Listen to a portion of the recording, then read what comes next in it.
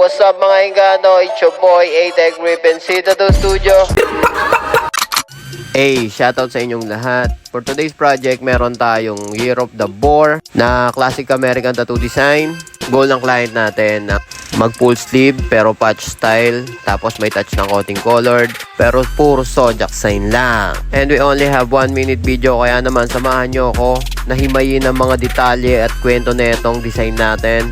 And para sa mga hindi nakakaalam, as an artist, marami kaming pinagbabasihan sa client para makapag-suggest ng design bagay sa kanila, kagaya ng look, attitude, physique. Pero kung ang design ay ibabase natin sa meaning, na kaming kinukonsider kundi quality and satisfaction ni sir. Kaya naman skip na agad natin sa finish na part. And a big shoutout kay B. Ariel Taguna. And it's your boy A-Tech Griffin, Sita 2 Studio.